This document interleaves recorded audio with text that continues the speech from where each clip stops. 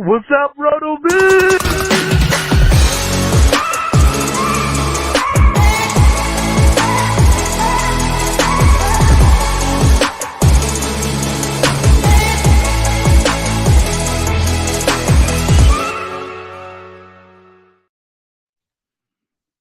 Welcome into the RotoViz Fantasy Football Podcast. I'm Curtis Patrick, joined by Dave Caban. It's a special event, Dave.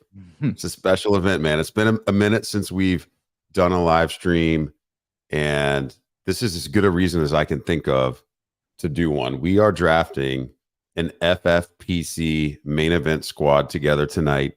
It's a $2,000 entry. We're chasing the $1 million prize. We've been close, man. Team RotoViz has been close in the main event. We've had a lot of top 35 finishes. Sean and I finished as high as 12th overall just 2 years ago. So, hey, man, it could happen. It could happen. We drew the 111 tonight. How are you feeling? We got a little bit of NFL news to get to. This draft is starting in about 3 minutes, but we got time for some roundtable because we're the 11th pick, man. Yeah, I'm feeling good about this, actually. Despite you just went black and white. Yeah, despite my he's camera going old school. Okay. Besides the camera just going black and white, which we'll have to figure out. I'm having some cable issues here in the setup, but I'm feeling good because I actually, as I mentioned to you, like drafting at the turns in drafts. I do feel like it works out for me with the way that I like to plan things out. And, you know, always being able to make a pick with just about as much information as you can have when you're going to make those picks, I think is helpful. So I'm feeling pretty good. As you mentioned, some interesting news coming out with Jonathan Taylor today that we can break down. I know you and others at the site updated their rankings. I played some with the projection machine. It will be really, really interesting to see what people make of his situation and where he ends up going in this draft just hours after the news breaks. So I'm looking forward to this draft, man. Yeah, Jonathan Taylor, I'm going to miss 4 games. I moved him all the way down to 85. I think it's going to take a day or two to kind of tweak through this thing. Like my snap reaction was, we got to move him below Alvin Kamara, who's only going to miss 3 games and is playing, you know, and probably what's going to be a better offense. I mean, at this point, and I mean, the Colts are, I mean, Anthony, who knows what's going to happen with Anthony Richardson. So I think Jonathan Taylor was already like a really wide range of outcomes guy. And now that range of outcomes includes maybe just sitting out the 8 games. You know, maybe he just plays the minimum games to get the accrued year of service in this whole situation. So, yeah, that's just one of the really interesting things that we can get into tonight. Before we get into the board, talk about some other top players that are actually in this room with us. Want to remind all of you watching, and then for those of you listening on the podcast tomorrow, that we have only 2.5 days left, Dave, to subscribe to rotoviz.com at the $79.99 for 12 months rate. Our new permanent pricing will be $93.99 for a 12-month renewable sub. So take care of business. If your subscription has lapsed or you haven't subscribed at all ever, make sure you take advantage of that opportunity to subscribe. Evan Donovan is pumped. Dave says, boys are live again. It's redraft season. It is redraft season. It sure is. Evan, we're pumped, man. We're pumped. We are. We have plans too of doing more video stuff, a couple more live streams too once the season starts. So we're really looking forward to it. Glad to be back. Appreciate the comment. I don't know if you guys just heard the horn, but we're off and running, man. We're off and running. This draft has started. The D-Gens took Justin Jefferson at 101, and 102 is on the clock. We've got a powerhouse duo. Luckily, on the other end of the draft, we've got Theo Grimminger and Nelson Sousa here, drafting with the OG franchise team from the 103. So we'll have to be sure to break down their squad as this draft unfolds. I'm really glad that we're not back to back. I just did a podcast with Theo the other day. I think we're going to be doing an FPC team next week together. We're, you know, until we get late in the draft, you know, we probably not have to worry about what they're doing, Dave. You know, you mentioned that you like drafting from the corners. Yep. So maybe, you know, without giving away any of our player targets in the first and second round till after we make these selections, why do you like drafting from the corners? Well, there's a couple of reasons. One of them being, appreciate that. One of I do not have a coffee and Coke actually here with 1/3 milk as well. The Triflex, unfortunately, too busy with other pursuits right now to even remember that I need to do that. Also, I've decided. Well, we'll get into my coffee consumption later.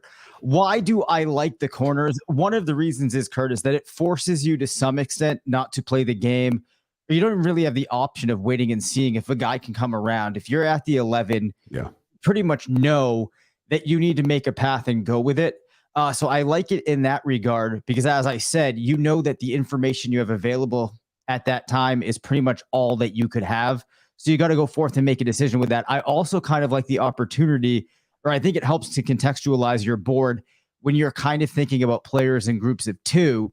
You're getting the two players then, and then you can think about how you would react when things come back around. Where sometimes if you're just making that one pick, a couple of different paths you can go down. It's harder to get an idea of which paths you'll be going down after that pick.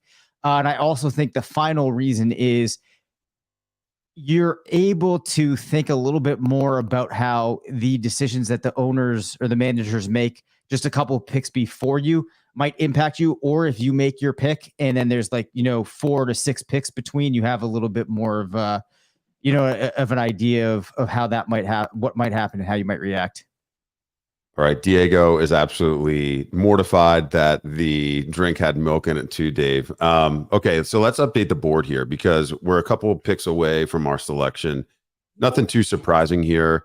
Actually at 109, a bit of a surprise there. Amon-Ra St. Brown goes. So we're going to have a little bit of value potentially following to us here, Dave. Okay, so Stephon Diggs goes. I had kind of hoped that he was going to fall. So I think this is probably a wide receiver for us. We're not going to grab Nick Chubb or Tony Pollard. We've got to go with CeeDee Lamb, AJ Brown. Those are probably the two picks here, Dave, unless you want to get aggressive on Garrett Wilson. I'm pretty open to any of these three guys because I think that we have positional flexibility with the second round pick, depending on what this Gry2K character does at the turn. So do you have a favorite between those three wide receivers? I think I'm actually most attracted to AJ Brown here, which is surprising. My initial reaction was kind of CeeDee, but as I think it through and I'm seeing Brown there, I feel like going Brown. Yeah, I'm fine with it, man. Let's get a big piece of that Eagles offense. I don't think that you can really go wrong. It's possible that actually the other two wide receivers we're talking about will slide around the corner to us there. Right. And I mean, you can make upside arguments for all three of them. So let's see what Gry2K does. I think he's going to have trouble passing on Nick Chubb or Saquon at this corner. I think we're going to see one of those guys go. Yeah, I think that makes sense. I like what you said about AJ Brown. Sometimes in these decisions, I look for that player just with the best offense when there's three guys that I view as fairly analogous. So Curtis, a lot of yellow on this board already this year. Of course, we have Travis Kelce going at 2, which is pretty interesting to see. One of the things I'm going to be really curious about is how early a quarterback goes here. Having a number of drafts under my belt now, we are definitely seeing a situation this year where the quarterbacks continue to creep up. We'll have to think about how we account for that in this team. We do see CeeDee Lamb go at pick 12. I'm really curious to see now if this person decides to go wide receiver, running back. He goes Nick Chubb. Nick Chubb. Okay, so before we make our pick here, Artie says, "Is this tight end premium?" It is tight end premium. That's a cute dog, by the way, Artie. That is a beautiful dog. We will talk about the main event settings here after we make this selection and make sure everybody knows what's going on here. So, Dave, we've got 45 seconds. I'm just really interested in going Garrett Wilson and going for the wide receiver start here and building value later. The other thought for me actually here would be Mark Andrews. I'm not really too tempted on any of the running backs here. So you want Wilson or Andrews? Slightly tempted on Tony Pollard, but I'm going to say no. I kind of want to say Jalen Waddle, but no, let's go Wilson here. Yeah, I would veto on Jalen Waddle there. And I wrote about that a little bit in our RotoViz premium email. If you do not get our RotoViz premium email and you want to get copies of me breaking down my drafts, other team RotoViz drafts, you can sign up for that for free. I do many articles in there. I mean, this time of year, basically every day you're getting content from me. Go to rotoviz.com, scroll down to the bottom of the front page, just enter your email, absolutely free. You do not have to be a subscriber to the site. to be part of that distribution list. But so let's talk a little bit about the FFPC main event settings. It is a tight end premium situation. So it's 1.5 PPR per tight end reception. And, that really vaults some of these guys up the board. That's why in this draft, you saw Travis Kelce go 102, already 342. He is definitely in the picture of the number one overall player off the board. And really any of the last couple years, you can make a solid argument for him even being the 101. And I'm sure there'll be many instances where he'll go 101 over the next, week and a half as these drafts fill out. So you do have to make some adjustments later on in drafts. I think there's some value spots here in the first 3 or 4 rounds on the consensus top guys. And then after that, Dave and I, we have a like-minded approach to the tight end position and tight end premium in particular. And we've got some guys that we'll be targeting probably around round 7, I would say, that we think have a little bit of upside to outperform ADP there. So we will see if we get a screaming value at the end of round 3. I don't really expect that to happen. But if we do, we'll have the conversation. In terms of the other positions, so in this main event format, you're starting 1 quarterback, 2 running backs, 2 wide receivers, 1 tight end, and then you have 2 true flexes. It's not a super flex situation. And then you actually do still play a kicker and a defense. So this is definitely a big time, high, high maintenance waiver wire, looking a couple weeks ahead. I mean, this is like, on the ball fantasy football, 17 weeks in a row to get the $1 million. Like, you can't take any weeks off. You can't miss a waiver cycle. You can't miss looking 2 weeks ahead on buys to, replace your defense. You've got to do it. You just got to be on top of it. So Dave, we went wide receiver at the start, and, having those 2 positions filled as we get started here, it gives us a lot of flexibility as we look forward to the next couple of rounds. A lot of our favorite targets on the site. And Sean Siegel linked about this in his 2023 draft plan, which posted yesterday, and I've already featured a couple times on various social media. The 3rd, 4th, and even arguably the 5th round do have a lot of, nice running back targets this year. That was the RB dead zone in years past for many years, really, I don't know, dating back through 2016, 2017. And, we're just seeing a reversal. I mean, everyone's getting sharp in these PPR formats on the wide receivers. And you mentioned it. I mean, look, we're looking through the first 2 rounds here, and it is yellow, man. As recent as 3-4 years ago, this was all green. And it was all green. So, everyone's getting sharper. They see the upside of those wide receivers and know that you can find those running backs on the waiver wire. But, the benefit is, some of those running backs that you would have had to reach on that maybe weren't worth that round 2 value are now appropriately priced as end of round 3, beginning of round 4 type selections. And I think that's going to pair up nicely with AJ Brown and Garrett Wilson here. Yeah, for sure. As this moves along, we've seen Patrick Mahomes go in round 2 at the 2nd pick to a team that has now stacked Travis Kelce, Patrick Mahomes. As we talk about some of the differences this year versus last, I feel like that's something that I would not have expected to see very often. Then you have TJ Hawkinson already going in round 3. I'm liking the prospect here, Curtis, of some of the running backs, as you mentioned, coming back to us. I wouldn't be shocked if Breece Hall were able to find his way to us. Some of these other running backs, too, that you can have going in that range are guys like Travis Etienne, Aaron Jones. Not necessarily sure where we will end up going, but I do like the fact that we have these 2 solid wide receivers and we have some options now. One thing that will become a conversation is how early would be too early to go for Darren Waller. We've seen Darren Waller take a pretty nice jump in ADP as of late. Looks like the very likely option to be in the challenging seat, if not the main seat, for the most targets in that Giants offense, with it being tight end premium. Oh, and there he goes. So it's not even going to be a conversation. Yeah, I mean he's not going to make it past Theo and Nelson there at the 303, especially not if we're tipping our picks on the live stream, Dave. So we do have to realize it's possible. It's just possible. And Theo, if you're listening, buddy, I know that you are smiling. And we did not influence your pick, but it is possible that when we get closer to our draft slot, that if we're talking about this, we could have somebody in the room with the live stream up. We've got. We still got a lot of options here, though. We got to fill 2 flex spots.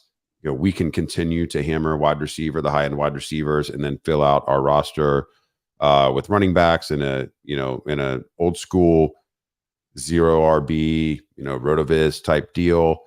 We can go a little bit more balanced, Dave. You and I both prefer a little bit more balance. I found when we've done these partner drafts like this, especially in the high stakes, just not having our hand forced too much. And that is something you have to be sensitive to when you are drafting on the ends. You mentioned liking drafting at the bookends, and there are a lot of advantages to that. You don't have to look necessarily at the entire draft board, but you do have to kind of be a little bit ahead of things when it comes to positional runs and being willing to just miss out on a position, or maybe go a little bit more aggressive to try to start that run. While we're waiting a couple more picks here before our next selection, Diego's got a question, so let's hit this. How do you guys feel about Sean's idea of James Cook's parallels to Jamal Charles in a 14-team keeper slow and debating between Cook, Kamara, Javonte, and Jackson Smith and Jigba? Already drafted Lockett, but it's JSN. I mean, the argument for any player comparing to Jamal Charles is, it's the efficiency argument. Slightly smaller players, often will be comp to him. Anybody that doesn't go, in the first 2 rounds of the NFL draft, but was still like a day 2 guy. Those are all the types of players that will get comp there. And, Charles was highly efficient in an offense that gave him a lot of touchdown opportunity. And he was never, the 95 catch guy, but he caught enough balls and had enough big plays that, he had those couple Exodia type seasons. And I don't know if that is quite possible in Buffalo, because the situation there versus what Charles was running into is a little different because of Josh Allen, being a threat of rushing for 7 or 8 touchdowns, every single year. But I do think that James Cook has a great shot to outperform his ADP. We like him, especially in PPR formats. And, if you're on the clock here in a 14-teamer and you're debating between James Cook, Alvin Kamara, and Javonte, I actually like James Cook the most there. I probably have the fewest questions. Kamara's going to miss those 3 games there, Diego. And when he comes back, I do think he'll lead that backfield, but you can't really necessarily afford to eat. In a 14-teamer, I wouldn't want to be eating a 3-game suspension. And then with Javonte, Sean wrote about this in his 0 RB series, and why Samaje Perine makes some sense to target. It may take a minute for Javonte to get healthy. So, Dave, you and I are on the clock now. I'll tell you who I'm liking here, but I'll let you go first. Well, I was going to say, if we did want to try to get Lamar Jackson, we'd probably want to go ahead and do that now. I would say, though, there's a large part of me that's still kind of thinking about going wide receiver. I don't know how you're going to deal with the fact that Keenan Allen has already been scooped up. But I don't have one particular name here. So why don't you tell me who it is that really is piquing your interest?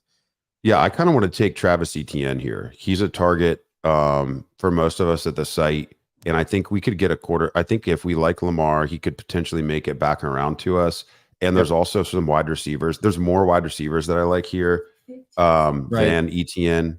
And I just think that he's the value. Yep. Okay, so now we have this hard wait with Grat 2K again. He's going to get to snap up back-to-backs. I think that we can, if we look at the wide receiver position, Dave, we've got, a guy out in the Bay Area. We've got a guy in the Windy City that, is appealing. Well, he takes Burrow. So we can safely assume that Lamar would get back to us. Right. So we're back on the clock. He takes George Kittle.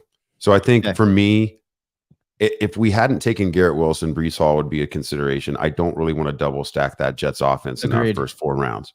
Yep. So I'm probably on Debo or Lamar Jackson, or DJ Moore. Those would be my three guys, and I'm fine with you making the pick. I can get pumped about any of those three here. I think then I would go with Lamar here.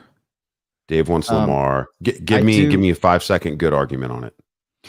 The reason being, I feel pretty confident knowing what I'm going to get from Lamar here in comparison to what I'm going to get from Debo and DJ Moore. I'm not sure if I want to go and get here without Justin Fields. When I look at this team this year, I have some concerns with DJ Moore returning value on where he's being drafted currently. All right, so we're gonna take the swing, man. We better get an MVP season a Lamar. Now, Sean's probably shuddering. Sean is coaching in these in these high stakes drafts. So you know what, Sean, you're not in this one. This is Dave and I's team. Sean prefers to wait until after, I think specifically in his article from yesterday, he prefers to wait till J.K. Dobbins is off the board to take a quarterback, and thinks that once in a while you might get Justin Fields to fall there. I do think that that's more likely to happen in the Fantasy Pros Championship drafts. Those are also hosted on myffpc.com. They cost $350 instead of $2,000. And there's actually a huge overlay opportunity there. So if you're listening to this and you're like, I don't know if I can afford $2,000 maybe for a main event, but I would pay $350, or maybe I would want to volume enter a contest like that. That's still got $1 million top prize. And I will say you can be a little bit more creative. Value does slip and fall. I would think it's far more likely that Justin Fields will last till after J.K. Dobbins in those formats. And I'm still with you, man. I think the adjustment on the elite quarterbacks, it's a shame to see Mahomes and Hurts and Allen's get really pushed up, because it is so exciting to roster those guys. But it's for good reason. I mean, these running quarterbacks and the guys with the 50 passing touchdown upside, it's transformed fantasy. There's just so many of them now. It's not like back in the Peyton Manning heyday where, there's like one of those guys per year. I mean, there are multiple guys per year that are threats to score 380 plus, fantasy points, 400 plus fantasy points. And, we talked about it. We've talked a lot about it on the Fantasy Football podcast on RotoViz Radio, that we've done over 300 shows together now, Dave. We've talked about that Baltimore offense running a faster pace, passing more on early downs. And I know that there's this comment, even from Lamar, saying that I'm going to run a little bit less. But you know what? When they're running more wide receivers out there and the quality of those wide receivers is higher and things break down in the third and fourth quarter of close games, you're going to tell me Lamar Jackson isn't going to have some of those 27-yard scrambles for first down? It's going to happen, man. It's going to happen. I don't know if he's going to rush for 1,100 like Justin Fields, but I'd be shocked if we don't see 700 rushing yards out of Lamar Jackson and a couple touchdowns to go with it. So he's going to boost that, and he's going to have career best passing numbers too. So I'm cool with it. I'm cool with it. We've got some opportunity to stack, but naked Lamar is always fine with me as well. We've got this long wait until 5/12, but Dave, this room just continues to hammer the wide receiver position. We've got DJ Moore coming off the board as wide receiver 21 there, and we are only through Aaron Jones at running back. We've seen 5 quarterbacks come off the board and 5 tight ends come off the board. So this is a very wide receiver focused room right now. And also maybe you could argue a little bit of an aggressive room when it comes to quarterbacks and tight ends. For sure. And I think some of those things tend to kind of snowball on themselves. But the other interesting thing here, Curtis, is we really only have one team that's looking like it's setting up as being what I would call running back driven, because you can understand team 8 going Robinson and Barkley based upon where their tier breaks might be. But team 7 going Eckler, Pollard, and Jacobs right now is the only team with 3 running backs. And there's many a team that do not even have a running back. Whereas, like you said earlier, you go back 3-4 years, there would have been probably at least 4 teams that were, heavily running back driven, if not 5 or 6. So this does give us a little bit of an avenue here to potentially scoop up some interesting options at running back later than we would have been able to do in years past. As a reminder, we started off A.J. Brown, Garrett Wilson, Travis Etienne, and then rounded out our first 4 picks with Lamar Jackson. So we'll have to think about how we approach tight end right now. If you went into the FFPC listing in the draft room, you'd have Kyle Pitts at the top of the board, followed by Dallas Goedert, Evan Ingram, Pat Freiermuth, and David Njoku. So in my mind, Curtis, the interesting tight ends are Goddard, Ingram, and potentially Njoku. I would put Freiermuth a little bit behind Goddard and Ingram for sure. Kyle Pitts, I'm not a huge fan of. We'll have to see if he actually even be available when things came back around. But why don't you give me some thoughts on where you see the tight end values being, and if you think that we're going to see many more tight ends go between rounds 5 and round 6. Yeah, I mean, I don't really see us selecting a tight end probably until that 7-12 pick. Right. It's hard to kind of imagine. Now, that being said, if Pitts or Goddard is there, I think there'll be, we'll discuss it. But I'm just looking at this squad. I would like to have, at this next turn, I'm really envisioning us getting a third wide receiver, potentially a fourth wide receiver, or another running back. I just, while I like the prospects for these other tight ends, and I do recognize that, before some of the injury stuff occurred last year, I mean, Dallas Goedert was on, he was on pace for a pretty impressive season, and he really had kind of separated a little bit from that little tier behind. He was kind of in a tier of his own. And I think that could happen again, but I just don't think he makes sense for this squad with AJ Brown already in hand.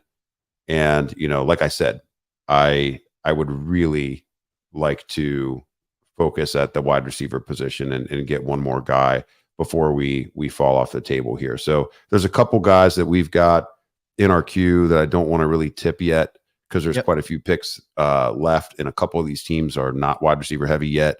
I am really curious to see what Theo and Nelson do here. They go Alexander Madison, so they get their first running back. That's that's at value, I would say. There's some people that are really high on him, Dave. There's some people that are really high on him. We also saw two picks earlier than that. J.K. Dobbins goes off the board. So now we would have had Sean's permission to draft a quarterback. We actually only missed by a round there, Dave. And let's see here, because in this draft, Justin Fields did make it past J.K. Dobbins. No guarantee that he would have made it back to us at the end of the 5th round. And, both of us like to be a little aggressive on quarterback. That's just kind of our thing. So we got about a half a dozen picks left. Justin Herbert just went. So you actually have already 6 quarterbacks getting selected. Of course, one of them via us, but this is a pretty substantial haul here of quarterbacks. Now, we do have Jonathan Taylor as the highest running back in the FFPC listing. One thing to kind of expand on the situation with him here, if you go into what you might have projected for a player like him, and you assume that he was going to get around 65% of the carries if he played a full complement of games, to adjust for the news of him starting off the season on the PUP, you have to knock him down to a rushing share of around 50%. His target share, which you might have had around 11, drops down to around 8.5. From a just simple total points projection perspective, Curtis, this moves him back to RB 19, which that might not feel too substantial. But this certainly, as we've seen in our redraft rankings, plummets his value. I do think the other thing that does become concerning is what things look like for him when he does get back into the fold, already having some concerns heading into the year for him just about that Colts offense in general. And now there's just even more questions. Yeah. I mean, I don't really know what else to add. I mean, it's just disappointing. Everything about it is disappointing. We've got 3 picks left. A couple players from our queue get cleared out there. I did have Deontay Johnson in there. Would have really liked to get him at the end of the 5th here. I think that he can have a big bounce back season. Even though he's not a player I'm super high on, and even though I'm not sure why Team 7 here felt the need to, I guess they're winning the flex via running back. That's their prerogative. I mean, Najee Harris had made it all the way to the end. If he had made it all the way to us here at 5'11", I probably would have been interested. So, now we're into a tier where we're looking at guy, and we're starting to see some of this green come off the board in the last, adjusted round here, dating back to that Aaron Jones pick. Yep. So the board's changing a little bit. The type of backs that are going to be on the board here, Dave, Taylor's still available. We've got Dameon Pierce, James Cook, Rachaad White. That's probably the guys in the ADP range. From a wide receiver perspective, you've got guys like Chris Godwin, Brandon Ayuk, Jerry Jeudy, who is not going to go on IR. Terry McLaurin and Christian Kirk. I think those are all players that warrant consideration here. And even we'd be a little early, but George Pickens, who's been a priority for us at times in recent drafts, is available in this area. And then at tight end, you did mention Goddard a little earlier. It's possible if he makes it to us, we'll have to have that discussion as a potential value here. So, it's we're kind of in between tiers here. We're kind of in between tiers here. Dameon Pierce goes. So we've got a 3-player run on running back. When we look at the drafter at the 12 spot, Dave, he's only got one wide receiver. We got to think he's going to take a wide receiver with one of those picks. Godwin comes off the board. So we've got Ayuk, Jeudy, McLaurin, Christian Kirk. So if we like one of those guys, if we've got a conviction play, I think we've got to take them. And then we would potentially have, James Cook, Rachaad White, Jonathan Taylor coming back to us, or Dallas Goedert, because the other player has Kittle already too. I don't have a tremendous amount of conviction on any of these wide receivers. There's actually one of the options at running back that I do like, who I would surmise you would know who it is. If we did want to go wide receiver, I think I'd probably say McLaurin here. You want to go Cookie? You don't want to miss James Cook? Is that what you want to do? I don't want to. Yep. Let's have some fun, man. Let's have some fun. I'm good with it. You got to like your team. So I've talked a lot about how with James Cook, I'm looking at it, and I think that in comparison to many of the running backs that you'd have locked into the top 7 or 8 slots at running back, I think he's got a better chance than just about any of finding his way into RB1 territory at season's end. A lot of that thanks to the offense that he's playing in, the type of system that's being run there, and just when you look at the way that the plays should be allocated. So I feel good about getting him in there. We'll have to see what Team 12 does. I'm expecting, like you said, we'd see at least a wide receiver, if not 2, but probably more likely a wide receiver and a running back. I think that does leave us a couple of options here at wide receiver. As you know, there's a couple options. I think even if you looked down the list here a little bit more, that had we been forced into, I still would have liked. All right, so Christian Kirk goes, which I think is okay. No, you are on the clock. And Cam Akers goes. Okay, so he doesn't double tap wide receiver. So now we're in the 6th round. We can potentially take Dallas Goedert as a value pick about a half round below ADP. I think that, that's a real conversation now. But we've also got at wide receiver. I mean, honestly, Dave, I like Ayuk. I like Jeudy. I like McLaurin. I like Dotson. I like Pickens. I think there's a lot of guys here that I'm pretty excited about. And running backs kind of been cleared out. I don't think that we want to be in this Jonathan Taylor sweepstakes.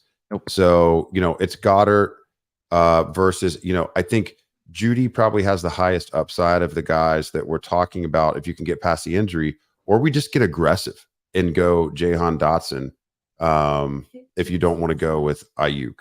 You have a preference here? Let's go Dotson then. If you don't want McLaurin, I don't think I think Dotson's the priority. It's early. We got the pick in. Okay, good. I'm not gonna miss a pick, Dave. Well, we're in a big flat tier here. Now, I think, with Dotson, it's easier to see him being the overall number 1 target getter than it is and actually to maybe even separate as that target getter in what should be a flatter distribution of receiving targets than what we would see in San Francisco. So I think it's easier to make this argument of Dotson over Ayuk than it might be for some people to swallow. Well, why'd you go Dotson instead of Tyler Lockett? Or why'd you go Dotson instead of Pickens or Jeudy? I think, the second year breakout for wide receivers is something that we're always going to play into. We did it with our Garrett Wilson pick in the 2nd round, and we're kind of going back to that well here again in the middle single digit rounds of this draft.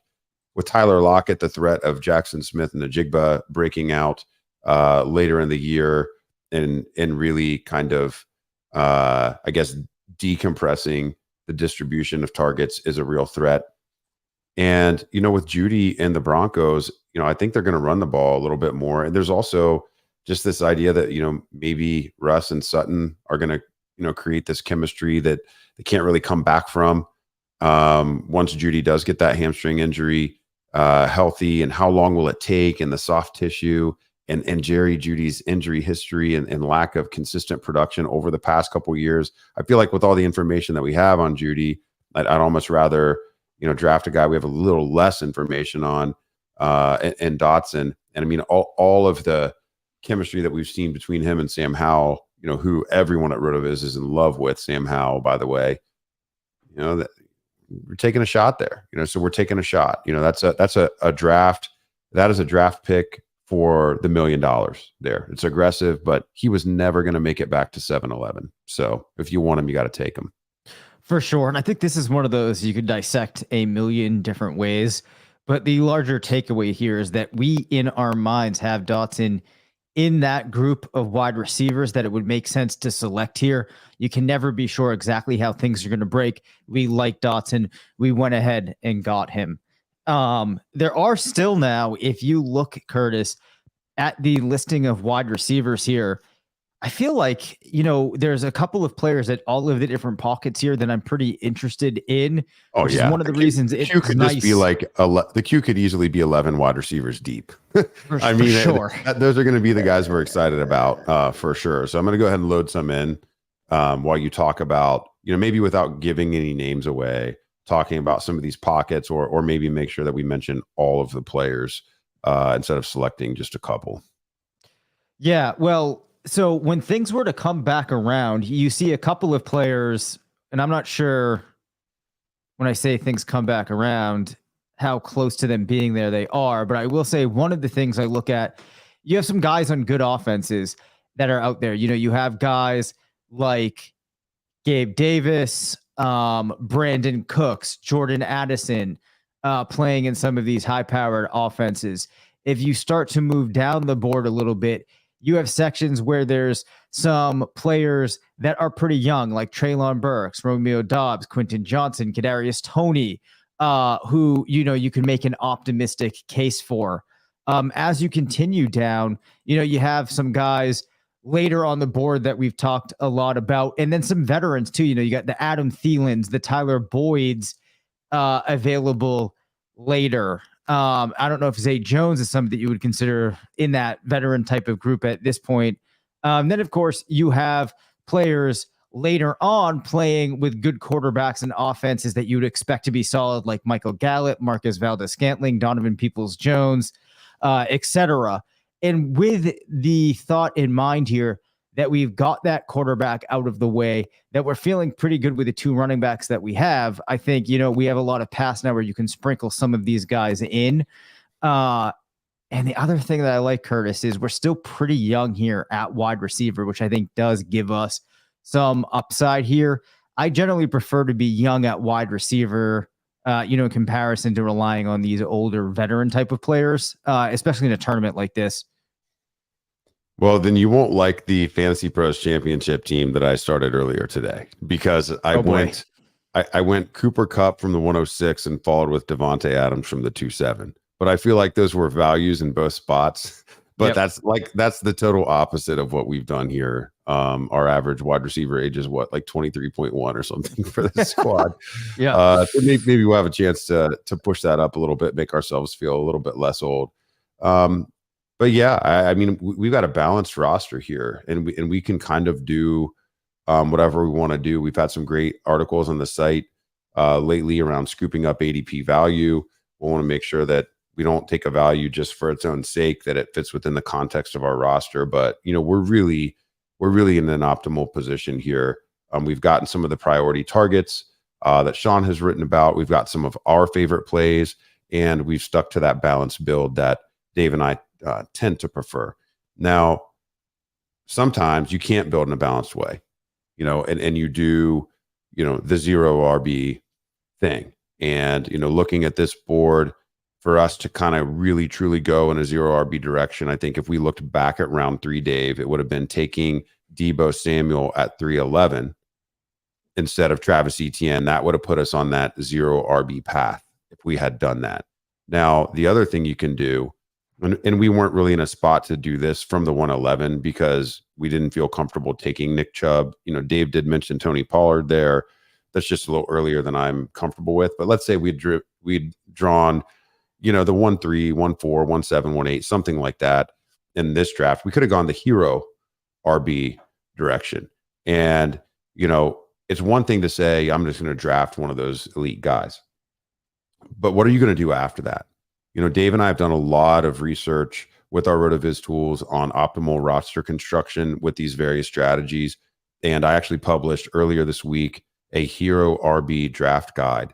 So if you're somebody that, has drawn some of these early to mid first round picks in your high stakes draft, or you're still hammering volume in best ball drafts, I put together draft paths through the first 6 rounds for all of the big time hero RB candidates.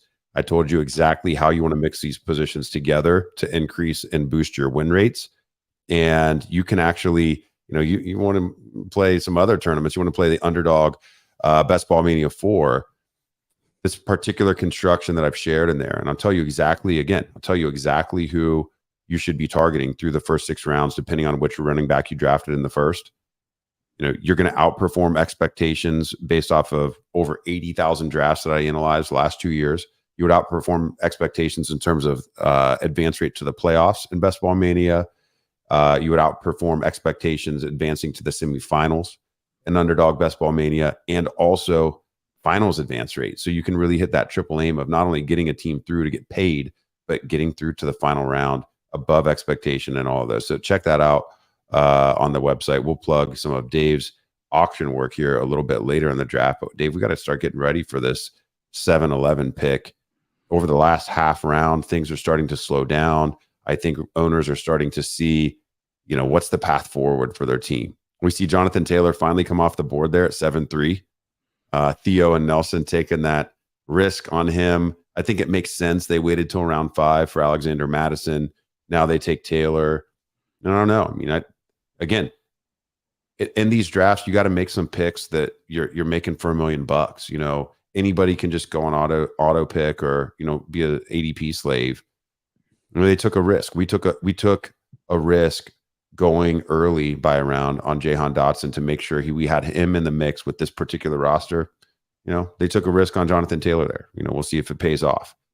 Gabe Davis, who was in our queue, goes. Zay Flowers, who was in our queue, goes. Other than that, our queues looking pretty healthy right now. I think that we can get at least a couple of these guys through to the corner for us, Dave. And tight end, potentially a need. I still don't feel super urgent about it. I would honestly be fine not even selecting a tight end here at this turn and mixing in some of our late ADP guys in the double-digit rounds. There's lots of rookies to like this year. We don't have to say any of those names yet, but it's a tight end value year. We could almost stream that position. Actually, the year that Sean and I finished 12th in the main event on our co-owned team, it was a year we took Dalton Schultz towards the end of the draft, and, there was nothing sexy about it. It's just, a guy that was projectable for some volume. And, he ended up starting. I think we figured out that he was going to be the guy pretty early in the year. And we just rode him for like the final 12 weeks of that season. So bleeding yellow here a little bit again, Dave. Yeah. And one of the things that's fun to do, Curtis, as this goes along is kind of look at the different makeups of teams around you to see what they've been able to put together. Going back to Theo and Nelson's team, and Jamar Chase, Jalen Waddle, Drake London, George Pickens.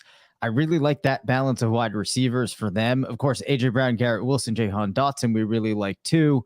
Still have some names in our queue that we really like here. The final kind of takeaway that I have from looking at this board is it looks like we've kind of hit a stasis here. As far as the quarterbacks go, it will be interesting to see when we start to get into that Trevor Lawrence, Deshaun Watson type of tier. Yeah. At this point, we only have, I think, 3 teams at this point that are yet to. Oh, and there we see Trevor Lawrence already going. So I would. It was on an auto pick. Auto pick. Oh, wow. They timed out. So we'll have to see. Yep. So anyway, I'm thinking that you probably see nearly every team have a quarterback by the time you get out of round 9. We'll see how long team 1 Captain Morgan can hold on for here. One of the things that I am curious about to get your opinion on here is if you were to look at the running back listing here, do you think that there are running backs that are attractive options only remaining in 2 tiers? Do you think there might be 3 tiers, 4 tiers? We can break that down after we make our picks, perhaps. You mean throughout the duration of the draft, or are you asking of the guys that we would consider here on the corner? I'm saying throughout the duration of the draft, kind of, getting your headspace on how long there really is to go after running backs that we'd be interested in. But first, let's make this pick. Yeah, let's make this pick, man.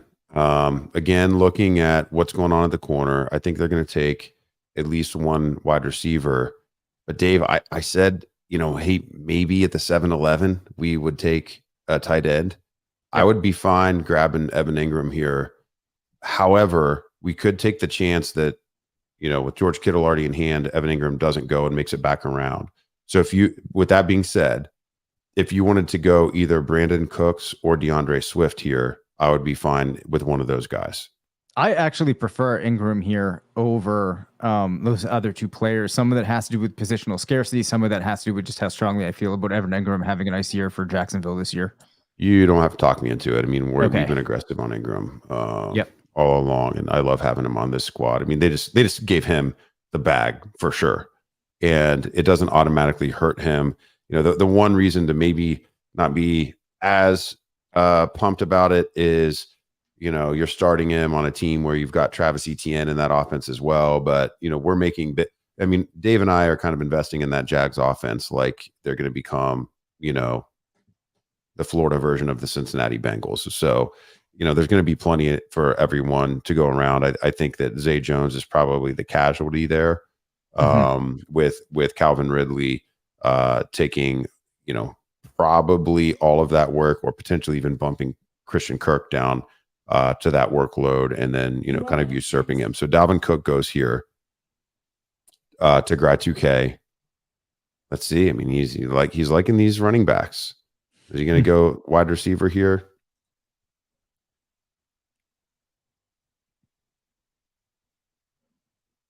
So he's not sure. He's not sure. He's not sure. So there are still a couple of players that I think are interesting at wide receiver. And at this point, we're really, I think, going running back and wide receiver for a couple of picks here. Yeah. So I think that we have some options here. I think Gry2K is going to take this down to the wire. We do have a question coming in from Nick Watts here. Should I do Chubb and Debo for Mixon and Metcalf? We'll get to that, I think, after we make this next pick, because there's only 10 seconds. Nick, man, you got to wait till after we make our pick for this dynasty question. So let's hold on here. Okay, so Marquise Hollywood Brown goes, guy near and dear to our hearts, Dave.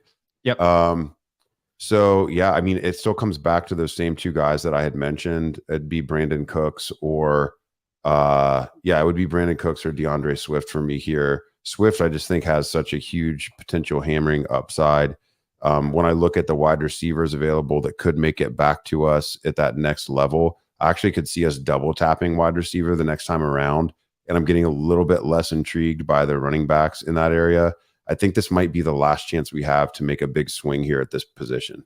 All right. So I would say that we could go running back here, conditional on that we at least make a strong effort to focus on wide receiver. The wide receiver I was going to potentially throw out was Cortland Sutton, but it doesn't sound like I'd be able to talk you into that. So let's go Swift.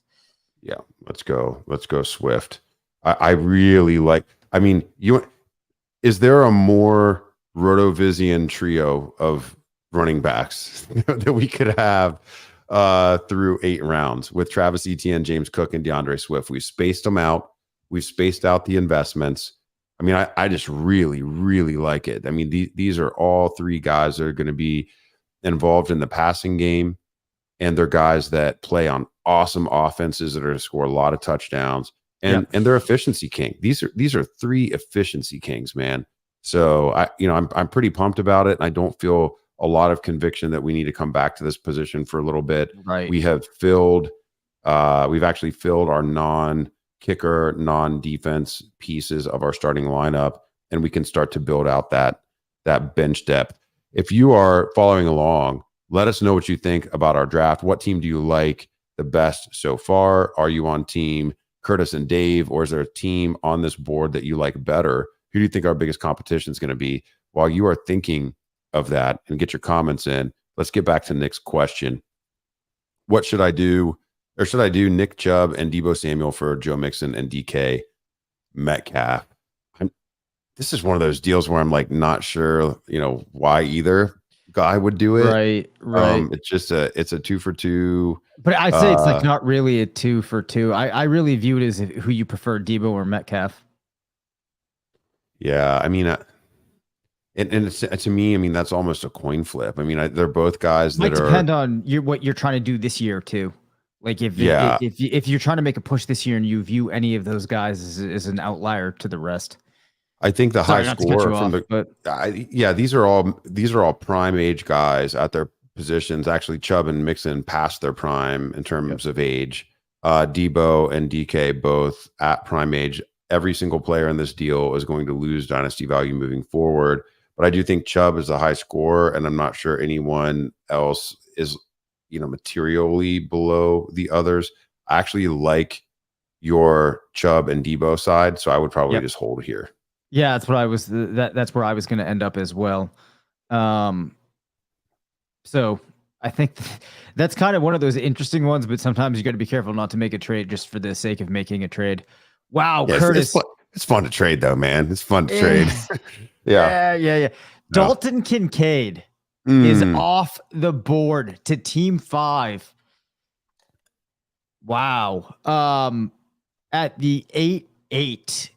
That is pretty early here. So that team going Cooper Kupp, Derrick Henry, Jalen Hurts, Aaron Jones, Deontay Johnson, Jerry Jeudy, Terry McLaurin, and then Dalton Kincaid. So that's an aggressive pick there on a rookie tight end. I don't recall the last time that we've seen a rookie tight end going that. Well, I guess it might have been Kyle Pitts, actually. Yeah, it was Pitts, man. Pitts was going earlier than that, for sure. Yeah, he was. You don't have to go back too far.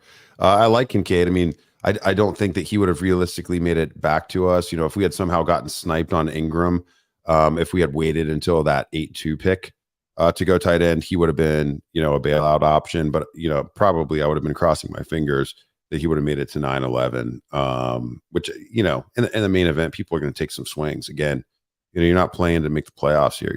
You're playing to, rise above it with just a couple thousand people for $1 million prize. And, these are the drafts for conviction plays, man.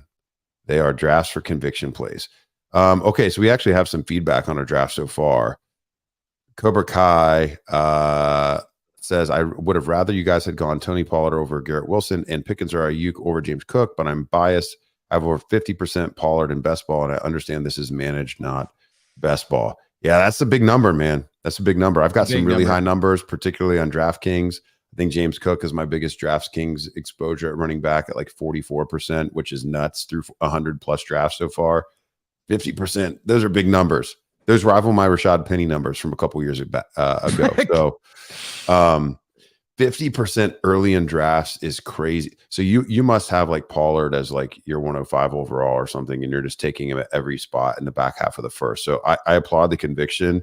And if you're right, I mean, you're going to be laughing all the way to the bank. Cobra Kai. And he says he left a like. We like that. If you're enjoying this live stream, make sure you're subscribed to the RotoViz YouTube channel. Make sure you're subscribed to the RotoViz Fantasy Football Podcast, which is where you can hear Dave and I 2 to 3 times per week as well. Diego says, I think I lost. Oh, there he is. Diego says, the RotoViz team with Lamar, especially as potential hammer, 2 big punches at wide receiver, and Dotson looks prime. Diego clearly pandering just so we will put more of his comments on the screen. But I love it. I love it. The RBs have touches in store and nice offense, Dave. And Cobra Kai says I have some late round 3. Yeah, late round 3 Pollard. I mean, there was a time where that was happening. Yeah, that's nice, man. Yeah, that's great, man. We love Tony Pollard. Like I literally am the original Tony Pollard guy. It's true. You can go back on Twitter and find it. Nobody was talking about this guy before me. So you will never get any criticism on being in on Tony Pollard. This is the year, man. If he's going to have the year, this is the year. You know who popped into my mind the other night, Curtis? Go ahead. Vance McDonald. Man, the Vance dance, baby. Vance dance. That was my first fantasy article ever. Yes, I remember that. Yep. That took the industry by storm. He scored a 75-yard touchdown in week 1, and everyone went nuts.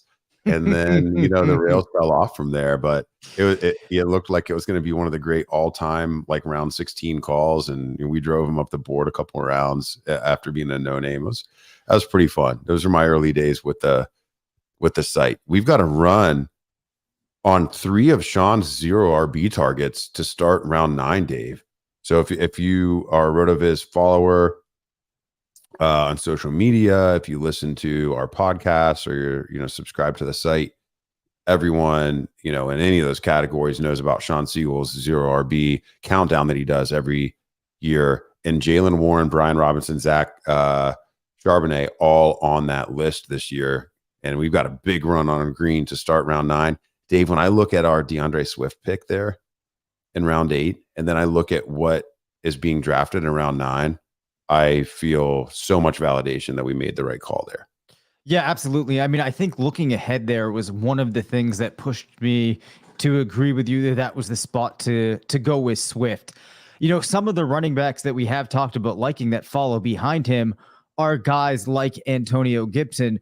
But the thing that I fall back on here is just that offense for Swift should allow us to have so much more opportunity for a couple of bus games here and there, and to rely on the fact that this is a player who can get quality touches, perhaps without even needing to have, a tremendous amount of volume, which is something that we always like. So I think that there was a pretty substantial break in the running back tiers post DeAndre Swift. And as we thought, there are still out there some wide receivers that you can talk yourself into getting excited about. We have a couple of our favorites here, some younger players, some older players to add some depth. So as the pick comes back around to us, I think we can talk about it. Right now, this is a pretty young team, which I think is where we prefer to be than being older. In our wide receiving core, we have AJ Brown, Garrett Wilson, and Jahan Dotson. I will say, though I'm really liking this build, I am getting a little uncomfortable with the lack of yellow that we have in comparison to the rest of this board. But, one of the things to underscore here is, given all of the changes that you're seeing to how people are drafting now, sometimes you do need to react and try out different approaches. This is a type of team I never would have been building, as recent probably as 3 years ago. Oh, for sure. And I've got 2 guys in our queue, Dave. We're four picks away. I would like to think we could actually come away with both of these wide receivers. We've got one who figures to be the leading target getter on a new team, and the other one is a rookie. So I don't know if you've got our queue pulled up. Hopefully you like both of these names. We did get Romeo Dobbs cleared out of our queue. He would have been a name here that I think that we would have been considering. And you are welcome to add another couple of wide receivers for this 9-10 turn. If we were to get wiped, on these potential options, I think there's, some other guys that we could go to, at tight end, maybe get a tight end 2 here. David Njoku goes as I'm talking, so probably not. And then, honestly, some of the value continues to be at running back here. So, if we get blocked out on these 2 wide receivers that we've got in our queue, we might have to take 1 wide receiver and 1 running back. And, that's just it. That is what it is. If we fast forward a couple rounds ahead from here, a lot of our veteran values that we've taken at wide receiver are going to be available as people, who have been wide receiver heavy shift to some of those 0 RB type targets for their squad. So, we'll see. right now, what I'm doing is I'm staying positive. I'm putting the vibes out into the universe that we're going to get both of these guys, Dave. So what I need you to do is I need you to tell me, oh, and one of them goes. One of them goes. I thought we'd get Juju, Dave, and I thought we'd get a little New England flavor on this squad, but I would have enjoyed that, but it's not in the cards here. Yeah, I think we probably got to take Quentin Johnston here unless there's somebody else that pops to mind for you. No, I don't think so. You know, the player is right behind him. There's guys at the position that I like later on in the draft. So I think if we're going wide receiver here, he's the play that makes sense. Oh my God, Dave, I got to check this out. Okay, let's take Quentin Johnston here. I think he's a target. Again, we're just trying to collect guys in awesome offenses here. And Quentin Johnston could overtake Mike Williams in this offense at some point this year, and we think they're going to take a step forward. We're going to add him to this squad, and we're going to regroup here after the corner. We'll see what happens. Yep. So this is always a fun wait that happens here. Just to kind of level set too, if people are curious. So at this point, the top quarterback on the board is Deshaun Watson, followed by Tua, Anthony Richardson, Dak, Jones, and then Cousins. It's been interesting to see Cousins kind of fall down a little bit, Curtis, since I was singing his praises earlier in the year. A lot of the players that we've talked about have crept up boards over the course of the summer. It's interesting to see Daniel Jones actually take a leapfrog here over Kirk Cousins. So 20 seconds left for GRY2K. He goes with Kadarius Toney. Yeah, Tony was going to be a player that I thought, big swing, maybe that we want to take there after this turn, but, it's not in the cards. The other player that makes some sense here, but I can't talk myself into it, but maybe on this team, we would want to consider it, is Rashad Bateman. We do have Lamar Jackson. We can get some information if he ends up being one of the primary target getters there in Baltimore.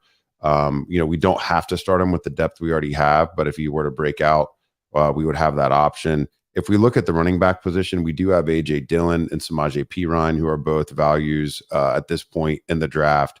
And then at tight end, it's Dalton Schultz. So for me, I think honestly, if you wanted to go Nico Collins, I could also maybe get into that if you wanted to buy a breakout there with C.J. Stroud. But, we're kind of in between tiers here. Yeah, I'm almost inclined to say let's go Jerick McKinnon. I really don't like these Ravens wide receivers, but I'm going to let you make the decision here, Curtis.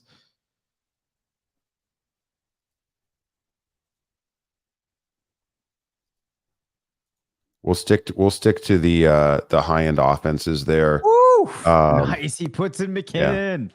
We'll stick to the high end offenses. I think it'll help us. We've got to have some guys late in the season that can pop. When we are taking these efficiency kings, one thing that we have to be aware of is, the injury factor. These are all, other than ETN, these are some smaller, slighter build type guys. And it made sense to take one more, I guess, apple off of the tree there before we get into these value wide receivers, I would say. Well, we're looking for some guys that could potentially have a lot of target volume in their offense that could cover up the timing at the beginning of the season that we need to get information on a guy like Quentin Johnston or Jahan Dotson. We're really sure about the roles for A.J. Brown and Garrett Wilson. They're going to start at wide receiver for us for sure. And, we're deep at running backs, so we might be starting 3 running backs, especially early in the season, but we want to draft the types of wide receivers that would emerge as big time hammers toward the end of the year once they're entrenched in those offenses. And so I do think that we have 4 wide receivers that could be starting for the squad by the end of the year. But in drafting a guy like McKinnon and in drafting some guys like these other veteran wide receivers that I'm going to put into our queue, we're going to give ourselves the benefit of the doubt in case we miss on some of those guys or it takes a long time for them to emerge. I'm going to go ahead and get our queue stocked with that. I am with you. I mean, I think that I would like to have more yellow here, but again, you don't always if we were picking from the 6 or 7, it would be a different situation, Dave. We wouldn't have been locked out at, some of these runs. And so, you end up in some spots where you've got to make a conviction pick or even a panic pick. I mean, we just read Blair's article on the site that he published today, and he reminded us that in his team that he's drafting with Peter Overzet and company from Ship Chasing, they actually timed out, I think, at the 108. They couldn't, that's the 108. It's the first pick in the first round, and they timed out. So, I mean, that stuff happens. Yep. We just had a question. Who got picked at the 10-1 and 10-2? So Zeke Elliott was the 10-1. McKinnon was the 10-2. To give a little more color here, Curtis, too, on my thought process on going with McKinnon there, there's kind of two prongs to my thought process there. The first being, I think that McKinnon becomes a useful type of player to have in the context of this roster.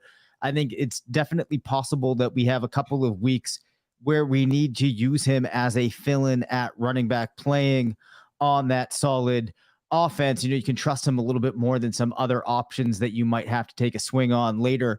And then in conjunction with that, you have the two wide receivers that I don't think, if we didn't have Lamar on this team, I would really have any interest in even looking at. When I run through, do my subjective projections for this team, which of course aren't the end all and be all, just paint a picture that does not really work out for any of the wide receivers very favorably there. I also think about where these players are in terms of their careers. There's some red flags there.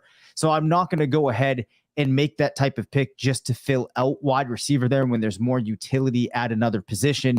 And as Index of Suspicion says here in the chat, this is the wide receiver dead zone range. I just avoid them all, which, sometimes you got to work with what you have. And when you have another player that's going to add some utility to your roster that you think you're realistically going to use during the season, you got to make that pivot.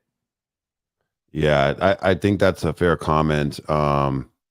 Everyone else in the room evidently feels like it's the dead zone too. And in this round, just 2 of 11 picks in round 10 have been wide receivers so far.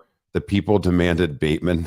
Cobra Kai says, and he says, these guys picked McKinnon. I want to leave a thumbs down for that pick. Listen, man, it's a long draft. We're probably going to have some picks that you don't agree with. And it follows that thought up with, this is not a wide receiver dead zone. This is where you start grabbing rookie wide receivers. And Marvin Mims comes off there. I think that's a little early for Marvin Mims, given that we have information that Jerry Jeudy's not going on IR now. But we do like Marvin Mims. He's in our best ball portfolio for sure. Following Quentin Johnson with Marvin Mims in the context of this team is not something that I particularly wanted to do. Right. I mean, the chat's having fun. So, that's good. I'm glad people are enjoying this. So round 10 finishes. Finally, our 101 drafter takes Daniel Jones. And I think that's a decent spot to be in. I wouldn't have a problem with Daniel Jones being my QB1 on a high stakes squad. He follows that up right away with Geno Smith. This is something that we've had a couple different articles on the site talking about over the past couple of days, that, if you miss on all of it, just double tap or take a couple guys from within the QB window and stream your way to success. It's long been, a respected strategy that many have had success with. We also saw in round 10, Theo and Nelson take Tua, which I think is a pretty good value there. They pair him up with Jalen Waddle, who they had taken in the second round.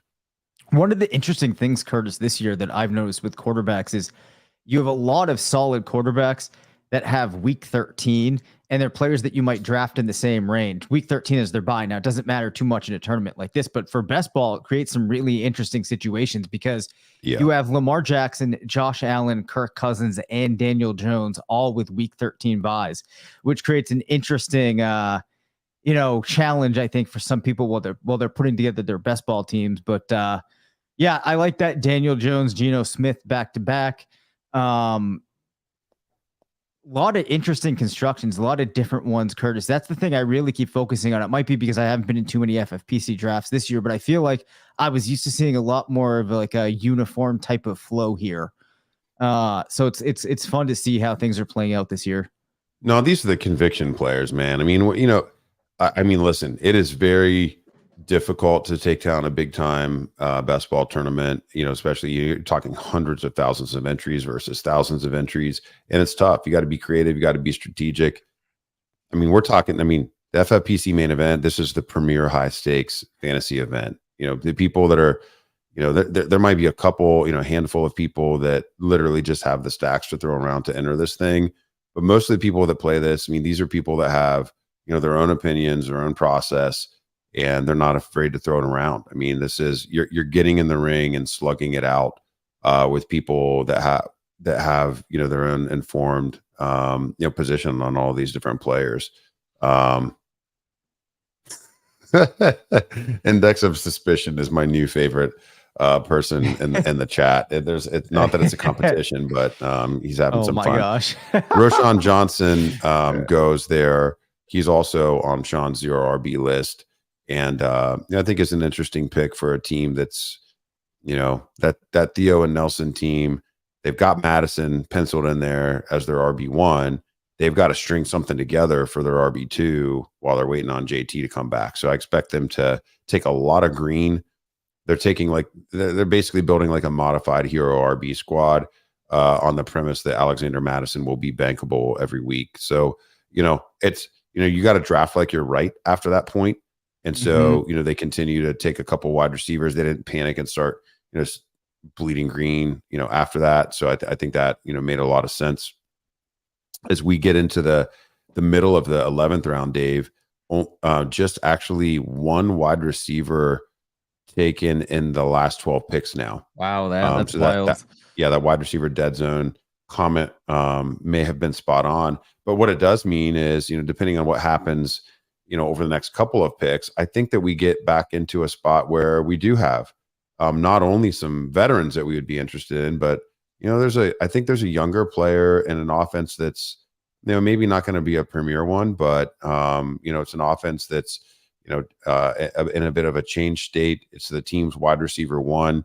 I think it makes sense to potentially target this player. He is at the top of our queue. I'm curious what you would have to think about him.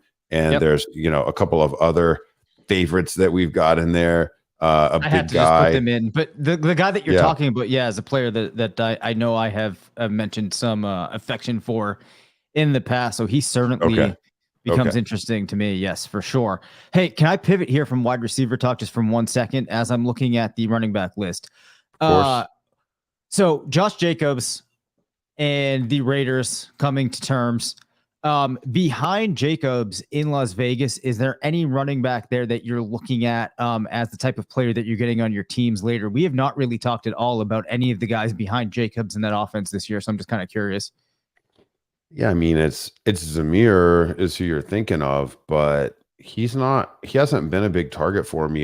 He didn't get used, he didn't get used much last year, and the usage that he did get, he wasn't particularly impressive. And Jacobs is back now. He signed, he's happy, he's changed his number. Did you see he's going to be number 8 this year? I did not see that. Yeah,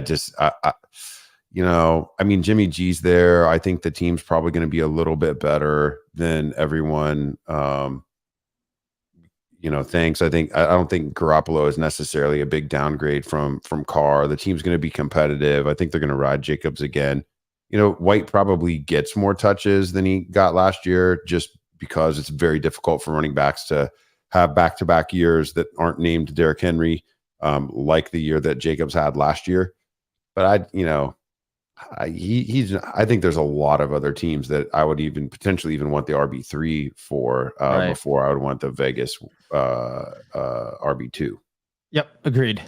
All right, so while we were chatting there, you saw Elijah Mitchell, Chego Okonkwo, Anthony Richardson, Dak Prescott.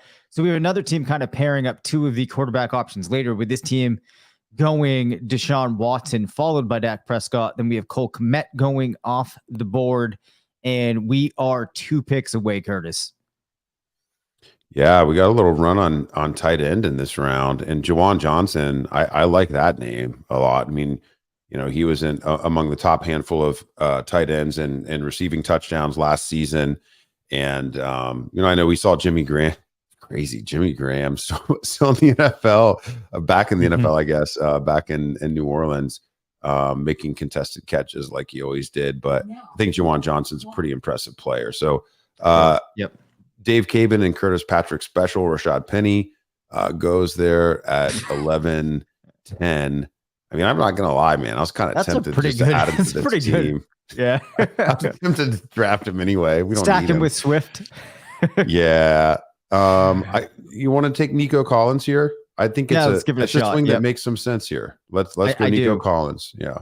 We get some more youth here, and we get a guy tied to an offense with CJ Stroud. I think it could be a little bit ugly early in the season, but we're both big Stroud fans. You did some awesome work on Stroud's complete passing profile back on a RotoViz fantasy football rookie draft guide last winter. And I mean, Stroud really truly is, as a passer, one of the most impressive prospects of the past couple of seasons. And I fully believe that he'll, that he will improve enough to prop up some fantasy performances for that receiving core. I think, John Mechie, as he continues to get healthy, will be interesting. Tank Dell has looked like he's going to be an elite separator, but Nico Collins is the guy that's probably going to be the end zone target and, the X there. So, we'll take a swing there. Dave, we can come back to this wide receiver position with Allen Lazard or Tyler Boyd or Adam Thielen. I mean, Thielen looks like he's going to be an absolute target hog. So probably a round or two early, but at this point, I think ADP matters less and less. So I think honestly, I kind of like. What do you want to do? I would kind of take Thielen here, but I'll tell you what. I was going to say. You want Lazard? I do want Lazard. We can make a deal here. Pick whichever one Garrett Wilson. Oh yeah, that's right. All right, let's go Thielen. We'll get Lazard in on another one of these teams. We do. Yeah. Okay. I'm glad that I'm glad you called that out there. This is the ultimate. I see Lazard and pick. I can't help myself. I know, man. I love Lazard too, and this is the ultimate Olds pick. I don't expect this pick to get anybody fired up, but like Bryce Young literally is just locked in on Thielen. And if you read, I mean, I was so interested all offseason in what was going to happen in Carolina with Bryce Young taking over this offense. And I probably not read more beat reports on any team than I've read for Carolina. And I thought it was so interesting that of all the places that he could have gone, that Thielen, what's going to end up being his age 33 NFL season, that Adam Thielen is willing to go to Carolina. Like, how did Frank Reich talk him into this? Like, and it just has to be that you're going to be featured, man. And, health has still only been really the only question. I mean, he's been productive. The efficiency's waning a little bit, but, I think he's just going to get peppered, man. I don't know if he's going to hold up for the whole season, but, if he can get us through that, first bye week where Quentin Johnson, he's got a week 5 bye, maybe the light bulb goes on out there in LA for QJ, after that first third of the season. I'm just looking for a couple games if we needed to start we're not going to start Thielen in week 1, but week 1, he comes out, gets 9 or 10 targets. We get some information. He becomes a streamable guy in the flex there if we need it. So, it's protection. And I think he's an interesting pairing with Collins. It's a little bit of a double condom pick, but I don't mind it, man. We're actually not getting too much flack for that either. Thielen's getting targets. The math is mathing. Money and North Carolina weather being reasons that he would sign there. Is North Carolina weather really that good? I mean, it's better than Ohio. I mean, I live in Central Ohio, certainly. Man. So you're in New Hampshire, Dave. It's got to be better than that. Okay. All right. I like this question that we just got. Yeah, Devontae Adams for Tony Pollard trade. Which side wins? I mean, if it's in redraft, I think it's a coin flip. And, I think in Dynasty, I'll give a slight lean to the Pollard side just because he has the low mileage. Maybe he can eke a couple, if he explodes this season, he'll if nothing else, not lose as much value as Devontae. Devontae's at the point where wide receivers can only lose value at this point. And we've seen a couple running backs maintain that value into their mid to late 20s.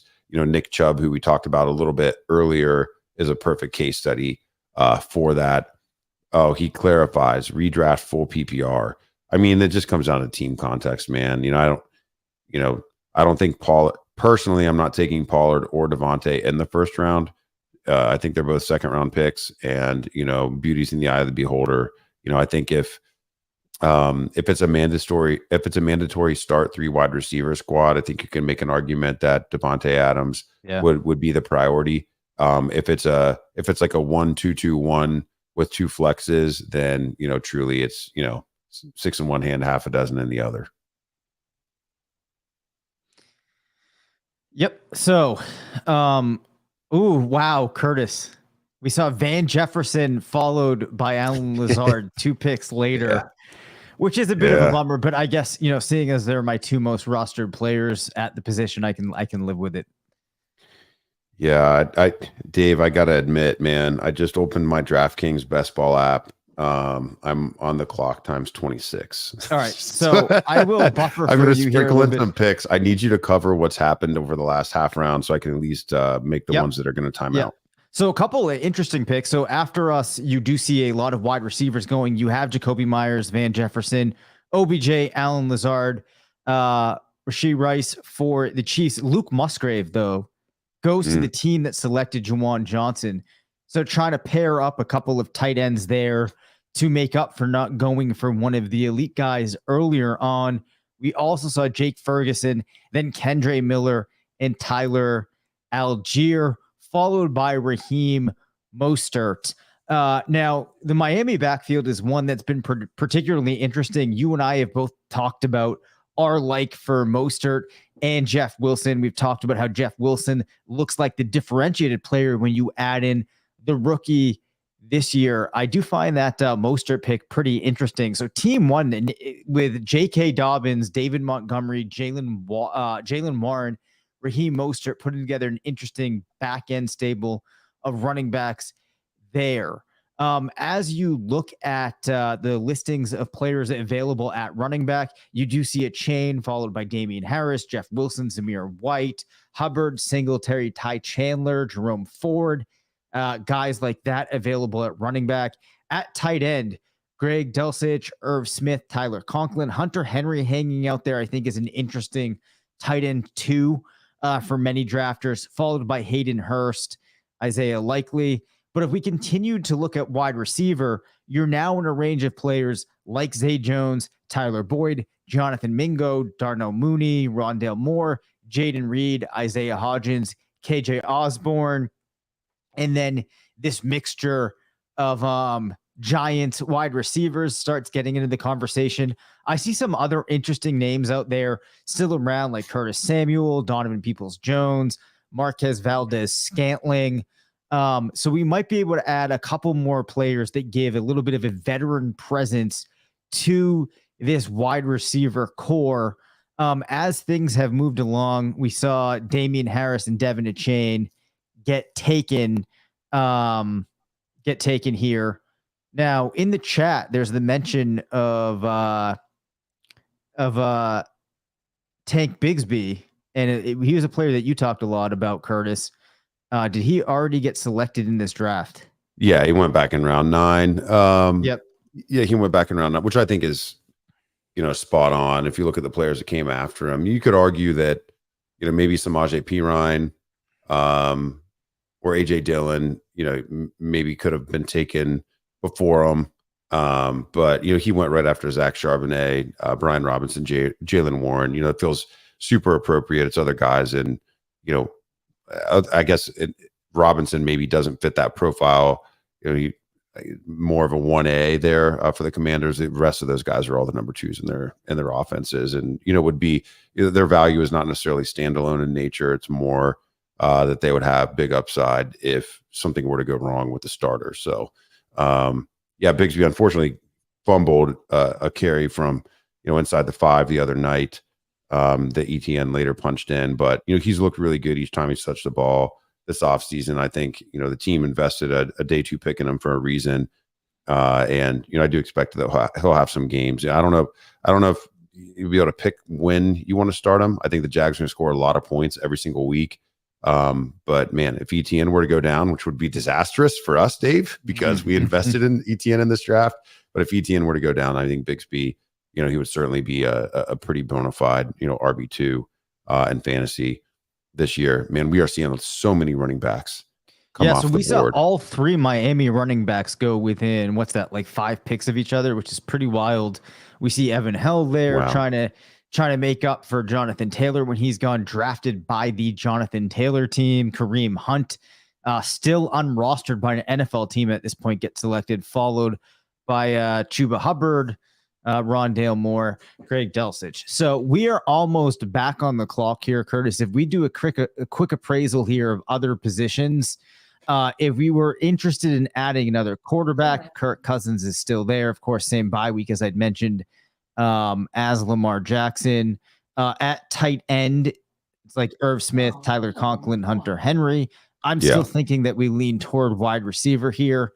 At least for this pick. We can talk in between picks if there's anything else that you have in mind. I think there's a pretty clear wide receiver to take. I want to stick with our theme. Other than those Houston and Carolina picks, and we've really been sticking to offenses that we have some conviction in to break out this season. And Tyler Boyd is a player that you can play when you need to, even if nothing is going on in Cincy. But in the event that, T. Higgins or Jamar Chase misses some time, Boyd becomes really interesting and will potentially start over some of our other options. Now, he does have this week 7 bye that we're starting to stack up at the wide receiver position. So we want to be thoughtful around that as we draft, potentially what might be our final wide receiver for this team. Yep. But I love the idea of, hey, if we're going to have to stream some backups, let's stream them from Cincy. And honestly, I'm open to taking Irv Smith after the corner here too. As a player that, when I think about the past couple of seasons, the Bengals have provided some value in streaming spots at the tight end position. If we don't take Irv Smith, there are some players that, and he actually goes at the corner there. Oh, wow. Interesting. Yes. Yeah, so there, I think I would also consider Hunter Henry from your Patriots. He really got a lot of great press. This summer we've got Bill O'Brien as a real offensive coordinator there. This offseason, I would be totally in on Hunter Henry at this spot. Yeah, I actually think I would too. I think that he could have utility even in some weeks if you needed to look for a flex. I don't think that's out of the range of possibility, keeping in mind that we even with Evan Engram, if I look at the wide receivers, there aren't probably many a bigger need than wide receiver. I agree. 8. Yeah. I agree. And there's not a lot of guys that really fit the profile of what we're looking for, I would say, at this point. So let's go with Henry. Yeah. And I appreciate you mentioning, Kirk Cousins and some of the other quarterbacks that are available. One of the benefits that we have in drafting Lamar Jackson on this squad is he's a week 13 bye. So there's just not really a lot of there's really just not a lot of urgency to take another quarterback this early. I think we can actually probably get, the guy that we're interested in, potentially in the final round or one of the 2 final rounds of this draft as our QB2. And he's also got a late bye. So, and he pairs up nicely with one of the wide receivers on our team. So we'll have to see what that looks like. I do have a couple of really sneaky running back values for late in drafts that I've got added to our queue here, Dave. We're kind of getting into that range where you can start to kind of pick and choose the guys that you want. It gets really wide open. And you also start to get into the range where the teams that waited on quarterback or that have early quarterback buys are going to start taking their QB2s. You're going to, it looks like we've started a run here, maybe on the tight end 2s. Let me adjust the board here for the viewers. So we've started a bit of a run there. You get into a spot here where the priority defenses, the priority kickers could also start to come off the board. This is a really fun spot of the draft. It's a 20-round draft. There, where there's 6.5 rounds left. It's going to start to get wide open. And right as I'm talking about that, the Dallas defense goes off the board. So you're going to start to see that dam break open as well. Yeah. So just to remind everybody listening, we have selected Lamar Jackson, Travis Etienne, James Cook, DeAndre Swift, Jerick McKinnon, AJ Brown, Garrett Wilson, Jahan Dotson, Quentin Johnston, Nico Collins, Adam Thielen, Tyler Boyd, Evan Engram, and Hunter Henry. That gives us 1 quarterback, 4 running backs, 7 wide receivers, and 2 tight ends. As Curtis mentioned earlier, we are obligated to take a defense and a kicker, leaving us with how many picks do we have left there? 6, Curtis? Yes. Yeah, we've got 6 picks left. We're going to be able to take 4 position players. Yep. So as we look at the level of quality here, at running back, you're now down to looking at Zamir White, Jerome Ford, Donta Foreman, Gus Edwards at the top of the running back board. At wide receiver, it's Darnell Mooney, Jaden Reed, Isaiah Hodgins, KJ Osborne. We did get a question asking about some of the Jaden Reed smoke, and then at tight end, it's Hayden Hurst, Isaiah Likely, and Michael Mayer at tight end. I will say, as the summer has played on, I have found myself getting more and more attracted to Jordan Love, expecting good things from him in the Green Bay offense. As a result of that, I have found myself having more confidence in the wide receivers there. That said, I like Watson, I like Dobbs, but I do have some concern over if they're able to support the third player. So though Reed is an interesting rookie, where you're drafting him, I might be more inclined to go to a player that's in an offense that looks like he can support a player, in that depth of the pecking order on his specific team. Dave, I've got a sad trombone sound effect that I wish I had queued up. Josh Kelly going in. Thank you. Josh Kelly going in round 14. I thought he would have been available much, much later. Talked a little bit about my belief that he will have some standalone value and Kellen Moore's new system there in Los Angeles. But man, really goes early there. We've got Sean Tucker, who made Sean Siegel's 0 RB countdown, goes with the last pick of the 14th round. Ty Chandler, who also is a nice heady pick there for any team that's trying to build out a bench.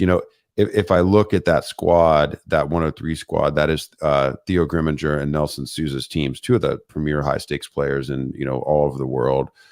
And like I said, they went into that modified 0 RB or modified hero RB build rather with Alexander Madison.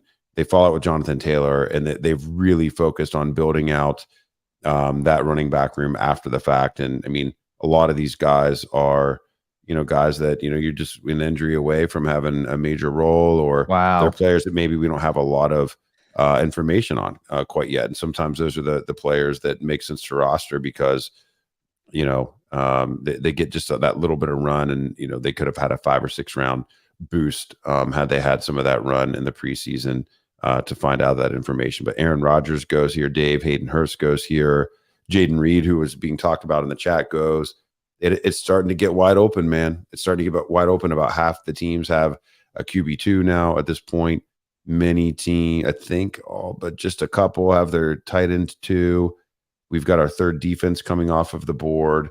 So as I think about, our 15-16 turn here, this is really our opportunity to add anybody that we've got any level of conviction about before, some of the popular sleeper picks come off the board and we get locked out. So, the guy at the top of our queue right now, I think still fits the mold of player in an elite offense that if you have to stream him could go off.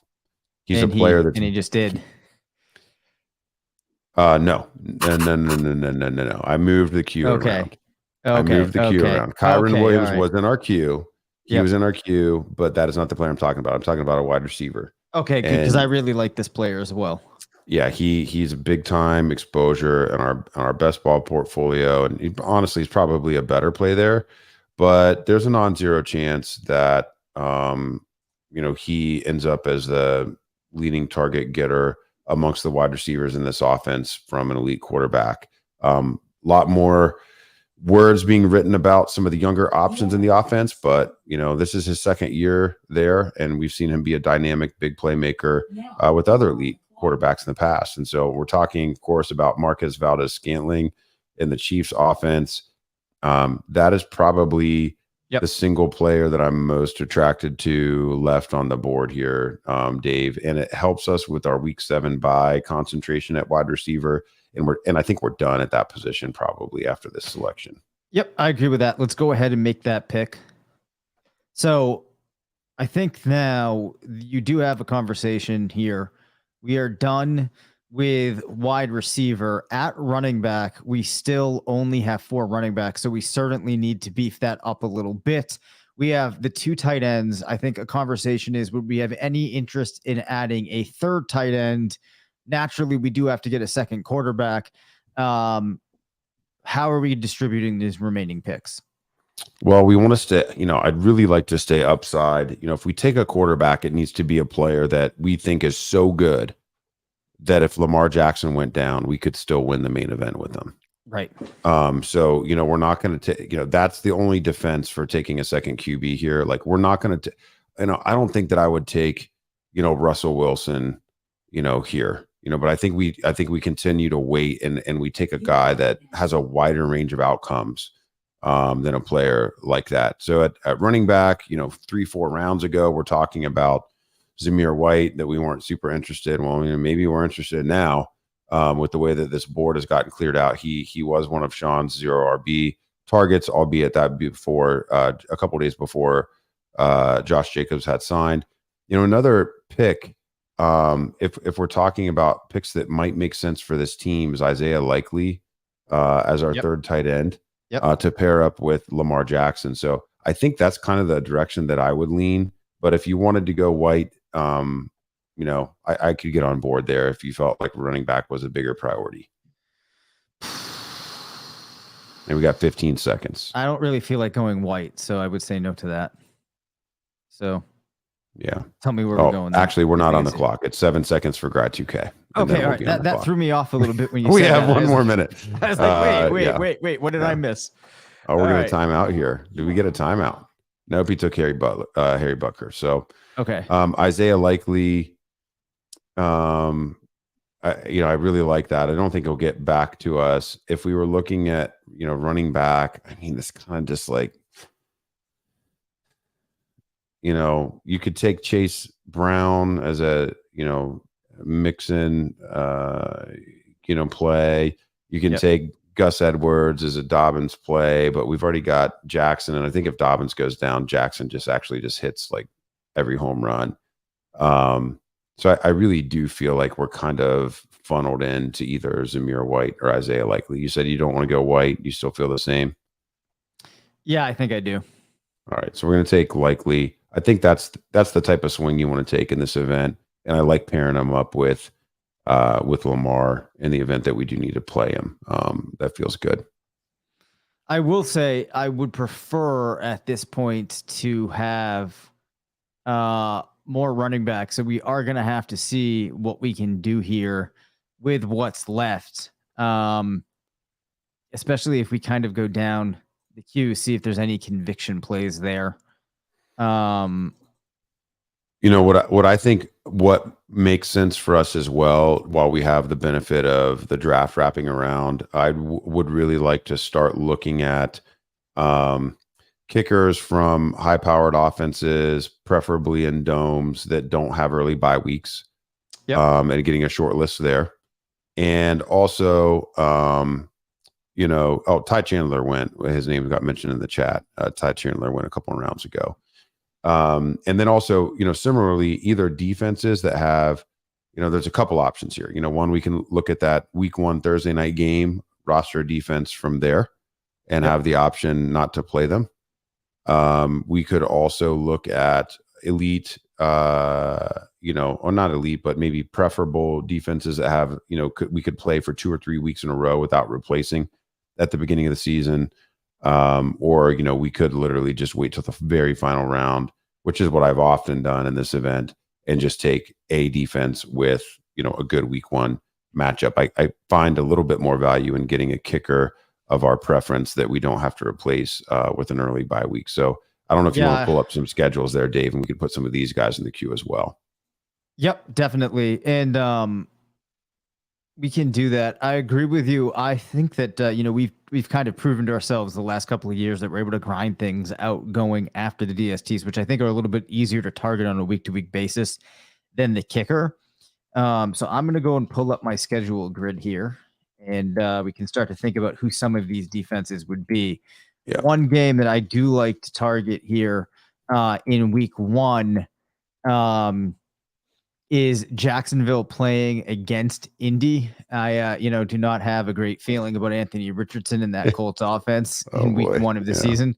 So that kind of becomes interesting. Of course, I wouldn't be shocked at all if you saw Richardson come out, light the world on fire week 1, and then that goes down as his best NFL game ever. All right, I got the schedule up. Like Cam Newton, right? Cam Newton's first game ever. 400 passing yards. Yeah, it was nuts. Yep. I think Marcus Mariota's first game too, he cooked. Jameis Winston, they faced off against Jameis Winston. Winston kind of like crapped the bed, but Mariota, I believe, was pretty good as well. All right. So give me some teams that you'd want to stream against, Curtis. Well, I think in the first week, streaming against rookie QBs, you already brought up Richardson, but you could stream against Carolina, you could stream against Houston. Yep. So that would be the Ravens. You certainly could stream against Arizona. I mean, geez. Yes. Streaming against Arizona that's Commanders. is a pretty difficult proposition. The Commanders have a week 14 bye as well. It's super late. I mean, really just looking for a defense that maybe doesn't have a bye in week 5. If you thought you could stream them, beyond that, that's interesting. But again, I'm kind of more interested in the kickers before I'm interested in the defenses. If we feel like we can get, a solid guy in an offense that's going to move the ball, either warm weather, domes, or late buys, the more of those boxes that you check, the better for me when it comes to the kickers. For sure. All right. So while we have been chatting here, on the board, you've seen Gus Edwards, Deion Jackson go, Rashid Shaheed, who, we've talked about a couple times about the summer going, KJ Osborne. We see Russell Wilson, Kenny Pickett getting selected. Baltimore's defense does go, as well as New Orleans and the Jets. Noah Fant also selected as a tight end in round 16. We got another Daniel Carlson goes. Yep. We're going to start to see some of these kickers go. Carlson was towards the top of our queue. We've got another player in here that I think is tied to an offense that's going to stall out when they get into the scoring area of the field, and they are in a dome. And it's a guy that we've used a lot over the past couple of seasons. So we'll see if he makes it to us. We still also have Zamir White hanging out there in the queue. If we want to go for another running back, it would feel a little bit light to leave with just for sure 4. However, we did invest 3 top 8 round picks at the position, and the success of this team, largely, at least early in the year, would be predicated on at least 2 of those, 3 early picks hitting. So I'm not in panic mode there at all, but it might make sense to get one more. What's the benefit that this team really gets from Zamir White if we go ahead and select him here? I think that's kind of the question we need to ask ourselves. Obviously, some of the benefit would be that. Well, go ahead. Well, I mean, with Jacobs sitting out late through the summer, the benefit would be if Jacobs were to try to play in week 1, and be injured because he's not quite in playing shape, then we wouldn't be forced to potentially spend the whole wad on Zamir White. So, I mean, you're really just, you're paying during the draft so that you don't have to potentially pay, in that waiver process. Yes. I mean, the waivers process is so critical to these high stakes championships. And I mean, oftentimes the difference between playoffs and payout is simply just paying attention all year, and paying attention through the end of your draft. And so, White is a potential option there, and I think you can also make an argument for either the guys in Cincy, whether it's Chris Evans or Chase Brown. Mixon's efficiency is waning. The Bengals are going to be awesome. And while he doesn't have a lot of early season competition, probably from either one of those backs, if Mixon does get ouchy or the team tires of his inefficiency, either one of them could potentially be getting some high value touches there. And then you also have I don't know if you think Leonard Fournette's going to sign or not, but he's hanging out there. And if he does sign, would be a guy that would command a pretty large waiver bid, I think. The alternatives to any of these running back options are Zamir White actually goes right before us, and we're now on the clock. So that's pretty interesting. Chase Brown, I think I could be talked into. If we didn't go there, I think we'd probably go kicker here. I don't necessarily have a strong lean. I think the points though that you raised about the running backs are well taken. So, do you have a strong preference here? If we're going to take kicker, I'd probably take Younghoe Koo. Yep. We could also take so that's the Atlanta kicker. We could also take we could take our boy here at quarterback just to stay on brand. All right, why don't we go ahead and do that? Okay. I kind of just want to do it to stick on brand. Yeah. But I actually think that this is a pick that could have some utility. We got some chat going on. Everyone wants to get in their late round sleeper onto the squad, Dave. So Sean Tucker already went. Thanks for the suggestion. He went about 4 rounds ago. Dicker the kicker. Cameron Dicker in LA.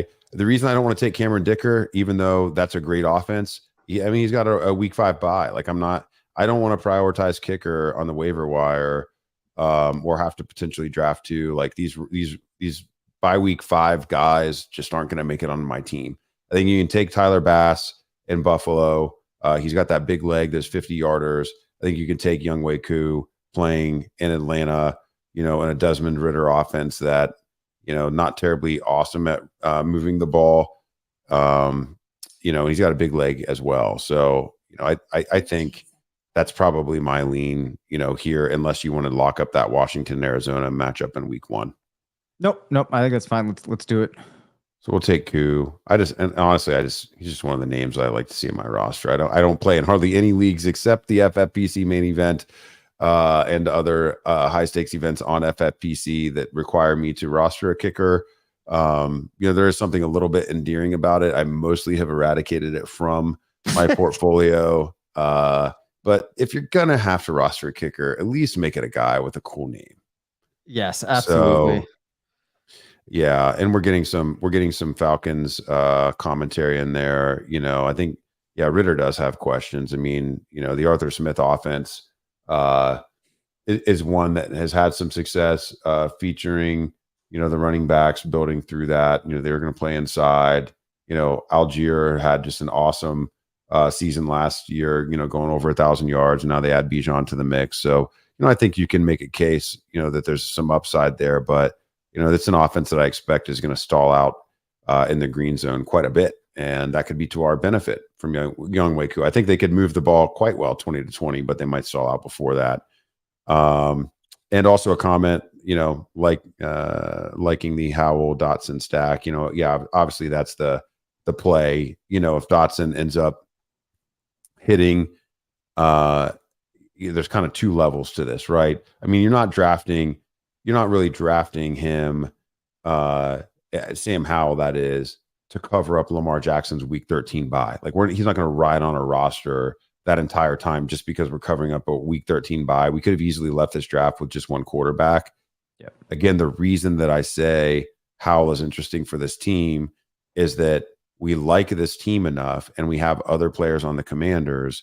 We like this team enough that if something were to happen to Lamar and he misses some time, if we're right about Dotson and we're right about Howell, this team can still go the distance. Howell is actually a prolific runner in college, and we saw him be mobile in the game that he got to start at the end of last season. I think it was against the Cowboys. And, I think he's a sneaky Konami code type of player. And, we'll just have to see. We may be dead wrong, and he'll be very easy to cut because we're not depending on him. But, if he comes out those first couple weeks, Dave, he might be riding that whole year on this roster. So that'll be fun to watch. For sure. I mean, just to go back to some of the reasons why we like Sam Howell so much. If anybody is unaware, if you go back and you look at what he did in college from a total yardage perspective, total touchdown perspective, I mean, it was really impressive. He's up there with some of the all-time leaders in some of the metrics that you can look at. And in a lot of the quarterback research that I do each offseason, there are definitely some boxes that you can check among quarterbacks. And of course, quarterback is very, very hard to predict, but things that tend to align with successful NFL careers, fantasy production. Sam Howell has all of that. He was actually my favorite quarterback, or maybe a top 2 quarterback for me that year. I forget the specifics of it now, but we've always felt that, if he gets a chance, he's a player that really could be a difference maker. And like you said, you add in the rushing component, which perhaps some people don't realize, and he does become a pretty intriguing fantasy option. We expect that offense to take steps forward this year. So it's kind of exciting, actually, I think, to have him in there as that backstop for Lamar Jackson if need be. All right, Dave, I need some schedule Cobra analysis Kai here. is back. I'm over 50% Sam Howell in best ball. Wow. 50% Sam Howell, 50% Tony Pollard. Yeah, I mean, you're not getting any thumbs down from us on that one, Cobra Kai. Dave, we need some defense analysis, some schedule analysis here. Who does Washington play in week 2? Because they get Arizona. They play at Denver. That's not terrible. Not terrible, no. That's not terrible. Let's think about some other defense options that we may want to consider here. The Cleveland defense has a nice pass rush. If they get ahead, they're going to be able to pin those ears back. I know they have an early season matchup with Cincy, but I can't quite recall off the top of my head who they have in week 1, Dave. The Brownies. Who Cleveland has in week 1? They got the Bengals. So it is the Bengals in week 1. So that's a no-go there. Yeah. That's a no-go there. So we had mentioned that, we would really like to target Indianapolis has Jacksonville, then Houston. Sorry, not to interject there. Is Indianapolis still available?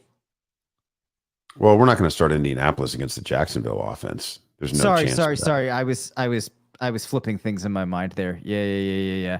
You said Jacksonville plays Indy and then Houston? Yeah. No, I was wrong. I was looking at it wrong. So it's Jacksonville plays Indy, then Kansas City. So that doesn't help. No, that doesn't help at all. It's a 1-week stream situation. I think that I would prefer Washington, Arizona over Agreed. That situation. We also mentioned, so who's got Houston in week 1? So Houston plays Baltimore. Okay, who's Baltimore got in week 2? Cincinnati. There's not many options here that you can look at. Baltimore's off the board, actually. Baltimore's off the board. I'm not surprised. Yep. It's fine though. I mean, we're gonna find our defense and we're gonna ride with them. Who's Pittsburgh got in week 1?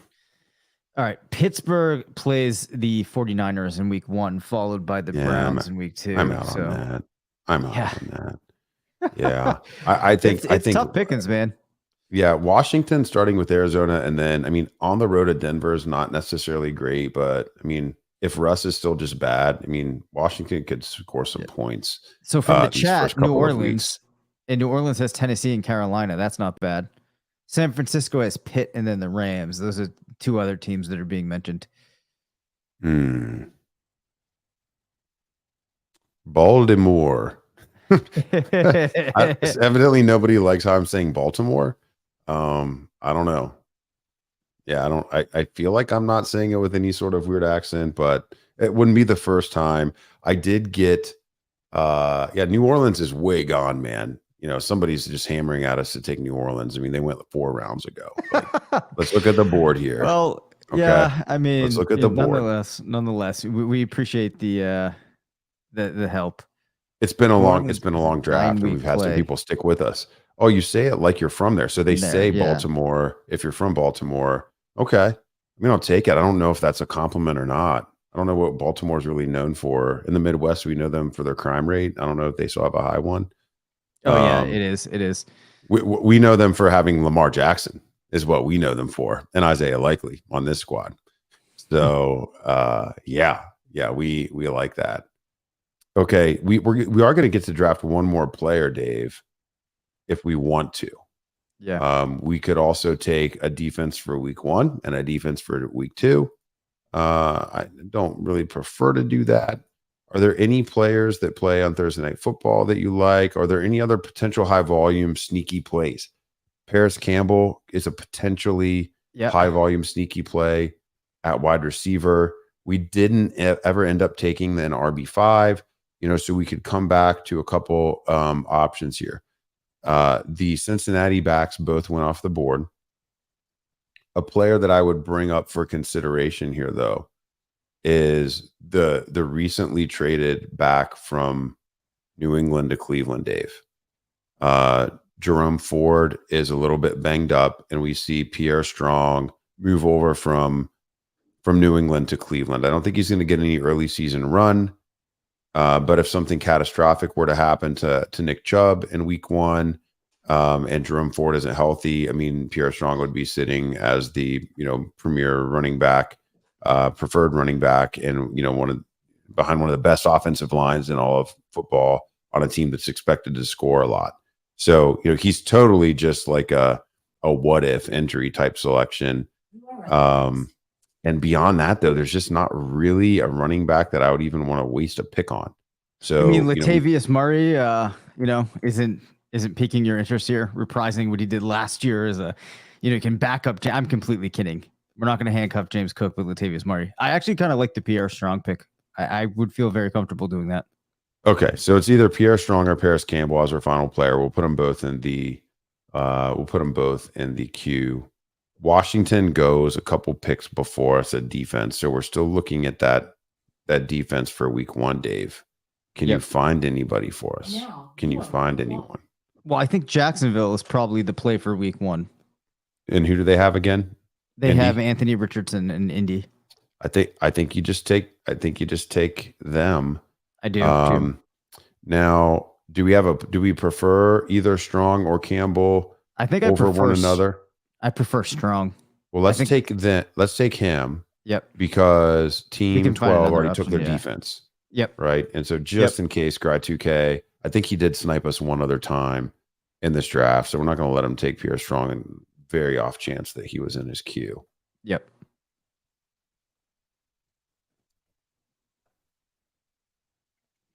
All right. So positional players on this team, Curtis. At quarterback, Lamar Jackson, Sam Howell. At running back, Travis Etienne, James Cook, DeAndre Swift, Jerick McKinnon, Pierre Strong. At wide receiver, A.J. Brown, Garrett Wilson, Jahan Dotson, Quentin Johnson, Nico Collins, Adam Thielen, Tyler Boyd, Marquez Valdez-Scantling. At tight end, we have Ingram, Hunter Henry, Isaiah Likely. At kicker, we have Young-Hoo Koo, and we are about to add Indiana. Yeah, are we adding Jacksonville? Yes, dude, I'm struggling here. Yep, it's okay. It's okay. We forgive you. Yeah, we're gonna bet against Anthony Richardson. I think it's fine. He completed half his passes in the preseason. Right? I mean, yep. He's dynamic. He can rush for 150 yards and 2 touchdowns, and he could still throw 4 picks and get spanked by 40 points. So, I also like that kind of correlating with Travis Etienne on this roster for week 1. Yes. Do it. So yeah, there we go, man. We've just put the cherry on the top of this team. We've got to thank we've had 30 plus strong hanging out for the duration of this draft at 10 p.m. Eastern on a Tuesday night, a week and a half before the football season. So great engagement in the chat. We're going to be back with some more live streams. We talked a lot about Theo and Nelson's squad from the 103 there, and I'll have to follow up with him on this. I think I'm going to be live streaming a Fantasy Pros Championship draft with Theo, potentially early next week. Dave and I are going to be back, Friday at 1 p.m., Dave, for another main event. Yep. So if you are able to listen in during a day job, or perhaps you work from home, can have what's going on in the background, we'll make sure that we email out a link. We'll send out the link on Twitter, and you can drop in and watch us draft another squad. Thanks for the engagement. If you didn't catch it at the very beginning of the live stream, you only have 2 more days to subscribe to rotoviz.com at our discounted rate. The price is going to go up to $93.99 permanently on September 1st. So if you listen to the stream or listen to the podcast and have not subscribed to the site, make sure you lock in that discount. I think it's something like $15 or $20 cheaper than that right now. And that rate hike is never coming back the other direction. So check it out, rotoviz.com. Anything you want to add, Dave, before we sign off? No, just really appreciate everybody hanging out with us. All of the comments coming through definitely adds to just how fun it was. So good draft here. Looking forward to a couple of more and gearing everybody up for the regular season. What's up, RotoViz?